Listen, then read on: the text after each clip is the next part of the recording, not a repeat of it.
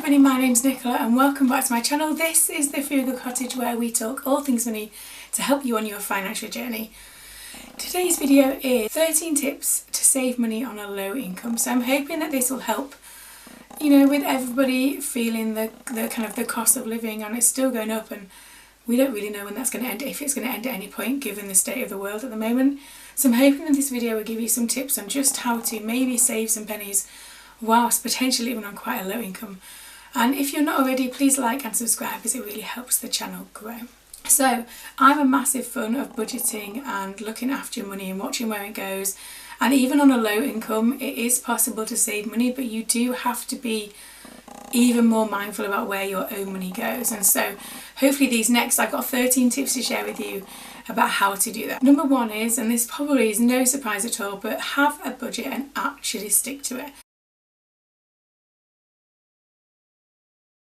I've got so many videos on my channel about budgeting and how I manage my own budget. I share my budget every month, and to be honest, I think everybody in some shape or form should have a budget, and you need to find one that works for you. So I use a budget planner. I design my own. If you're a long-term viewer of my channel, you will know that I love writing things down. I like to have that aspect of writing it out and thinking about it, because the active process of writing it out helps me to understand more about where I'm spending. But whichever budget works for you, once you've figured that out, it's not just a one-time exercise where you do your budget, you look at numbers and go, all right, I've done it now, I've done a budget, that's it. A budget is something that is supposed to help you, and even more so if you're on a smaller income, then you really need to know where your money goes, and from there you can make changes if you need to. So absolutely have a budget in place. No matter how scary that might seem, or no matter how different the numbers are from when you write it down to what you think they are in your head, it will help you along the way, I promise. Step number 2, and this is really difficult and I find this really hard to do, but that is to spend less on food where appropriate. So I'm not talking about the everyday basics that you need to eat to survive. First of all, I'd be the first one to say I'm not a qualified nutritionist or anything like that. What I'm talking about is if you're on a low income, then takeaways have to be a treat, a once every so often occurrence, not every week. All those kind of extra little bits that are really nice to have. If you're on a low income and want to save money, perhaps you're saving for an emergency fund, then one of the easiest ways, and where people find that their money kind of disappears a bit, is on their food budget. Now, I've done lots of videos about meal planning. I meal plan every week. I've got a meal planner that I use. I'll link that down below if you want to have a look at that. But I use that every week to plan and buy just what I need. And it's so easy to get carried away in a supermarket, and actually supermarkets do their advertising and do the layout of their stores on purpose so that you are kind of almost tricked into buying more because it seems like a bargain, or it seems like you're going to need that, or you might miss out if you don't buy it, or all of those kind of things are there to get you to spend more money. So just be mindful of that. Unfortunately, we live in a society where healthier food is more expensive, and I appreciate that sometimes it is definitely you have to make those difficult choices, but it is easy to spend less on food. You just have to, again, I feel like I'm going to say organisation a lot in this video, but it is just being mindful. What do I have already in? What can I make from what's already there? And then what else do I need to buy? And I have lots of videos on my channel about food shopping, food budgeting, meal planning, and on my blog as well. So there are lots of useful tips in those as well if you want to check them out after this one. Tip number 3 is to commit to not buying anything new for 30 days. Now, I would be the first person to say that recently I have fallen into the trap of buying things on Amazon purely for the ease of it. Now, yes, some of them are for my home and they are needed, and that is fine. The rest of them, maybe not, maybe more impulse buys, and that is because it has been so chaotic lately that my spending and my financial mindset also reflects that. So tip number 3 is to commit to buying nothing new for 30 days. Now, again, that doesn't mean don't buy the essentials, don't buy food, things for your children, whatever, but it's everything else. And you'd be surprised by how fast 30 days goes by, because it absolutely does as an adult. But also the things that you might have bought, you really probably 9 times out of 10, maybe even 9.5 times out of 10, you don't need, and therefore you don't miss because you didn't really need them in the first place. Tip number 4, and this is, do you qualify for any benefits? Now, there are lots of different benefits in the UK, and I would not say that I am versed on the benefit system. I'm really not. However, there are websites you can use to check to see if you're entitled to anything else extra than what you may currently have already. You just type in things, as far as I know, you type in things like income and dependents and savings and all that, and then they work out if you're entitled to anything. Now, obviously, you might not be entitled to anything else, but there is no harm in checking that you are getting everything that you may be entitled to, because every little helps, especially in this current day and age. Now, question 5 might seem a little drastic and also quite divided, but if you are really struggling on a low income and you have what is potentially perceived to be a fairly big house, could you live somewhere smaller? Now, I know that that's quite a drastic way to do that, and most people are like, yeah, I'm not moving house, because actually there's quite a lot of costs involved in moving house. And I've got a video coming on that soon, because there are lots of hidden costs to moving a house that I had not realised until recently.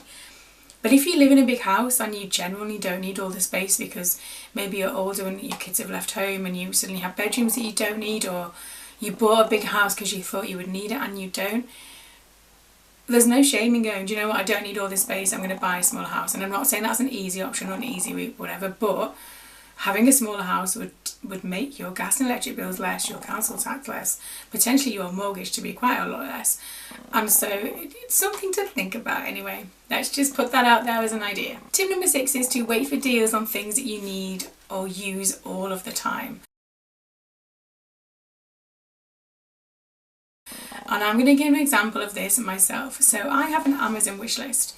I'll link it in the description box below. It is mainly household things that I use all the time. But I often add things there that I would use that might seem like, why would you put that on a wish list? Well, actually, it's for me just as much as anyone else. So things like the coffee that I like sometimes goes on offer, the toilet rolls that we use sometimes do, the house, the cleaning products and whatever.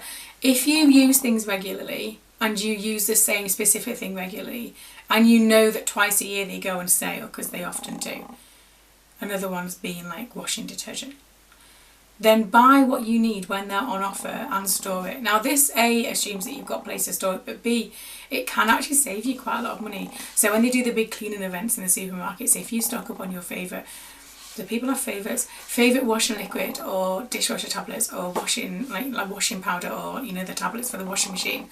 If you use those and you've got the space, absolutely stock up, because it does save you money in the long run. Question 7, again, you can do this really easy online, is to try and lower your bills. So things like gas and electric, especially with the cost of those going up. Like, I was talking to a friend the other day, and some people's gas and electric bills are ridiculously insane. As a percentage of their household income, it's getting ridiculous in some cases. And it's easy in the summer months to lower your gas and electric, because obviously the days are longer, so you don't need lights on, you don't need heating on.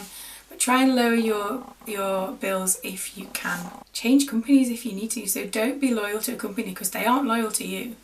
And sometimes you can switch to better companies who also have some kind of sign-on bonus sometimes, or switching bonus or whatever. And the old company doesn't care about you, not really. They might pretend that they do, but they don't. And sometimes you can get better deals elsewhere. And also check that so I don't know if it's the same for everybody. For me, my gas and electric is is a direct debit every month. And I logged on the other day just to check how my balance was looking, and they're charging me way too much. So actually I've requested that direct debit to be lowered, because it's too much for what I need to pay for. So just check that as well. This is an extra additional tip there. Question 8, now this again assumes organisation tips and time management and all that kind of thing, and I feel like a bit of a hypocrite saying this at the moment, but I am getting back on track, and that is to try and get a side hustle.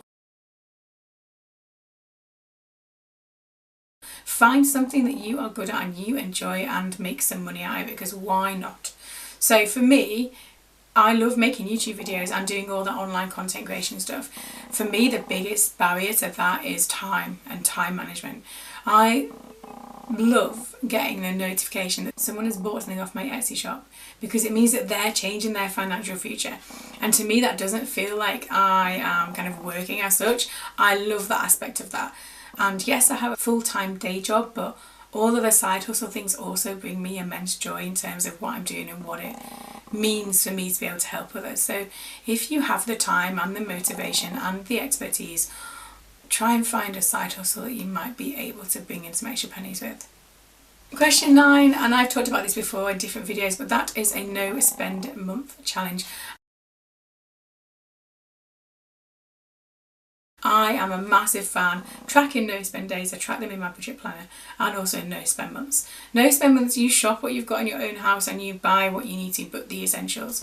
You'd be, again, talking about buying anything new for 30 days, and no spend month takes that to another degree, and you'd be surprised by how fast the days go by. But actually, the more days you go without spending, the better it feels.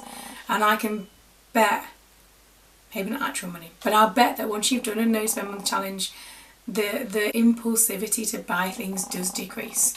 And maybe I should take my own advice on that, seeing as how much I've spent recently. But yeah, try a no spend month challenge and track that as well. In my budget planner, I've got a no spend day tracker for a month where you colour it in. I love the visual representations of things. Number 10, now again, this definitely depends on where you live and what your home circumstances are. Number 10 is to rent space in your own home.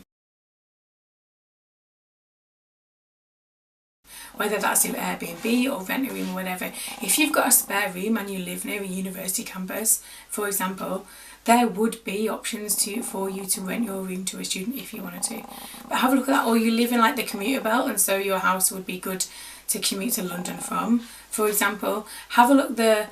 There are kind of different sites to look at, but that can be really, really good as a kind of a side hustle, if you like, because you've already got the space, it's not really doing anything, and you don't have to do very much for that either. Obviously you need to have very specific ground rules for someone living in your home, but if you've got the space and you're willing to try that, apparently it's a really, really rewarding thing to do as well, not just kind of from the money aspect. Number 11 is to stop spending on bad habits.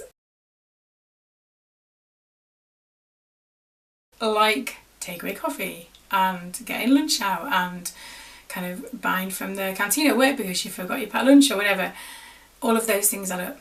And you know me and my coffee. I have a buy me a coffee fund for people to purchase me virtual coffees because I'm obsessed with coffee. However, I don't buy takeaway coffees as often as I used to, and that purely was because one month I added up how many times I'd been to Costa, and it hurts. However, I get the temptation, and I get the fact that especially if you drive through on your way to work, or you go on the train, because there's always one in the train station, buying a takeaway coffee or buying your lunch out every day because you haven't packed the night before, or even in the morning, depending on when you do, can add up so quickly. Getting a meal deal every day, because they seem to be quite expensive now, they're fine as a treat. They're fine as like, oh, maybe I've made it to Friday, so I'm going to get a coffee on the way to work or whatever. Every day, nah, not a good thing. It's not good for your wallet. It's not good for your waistline.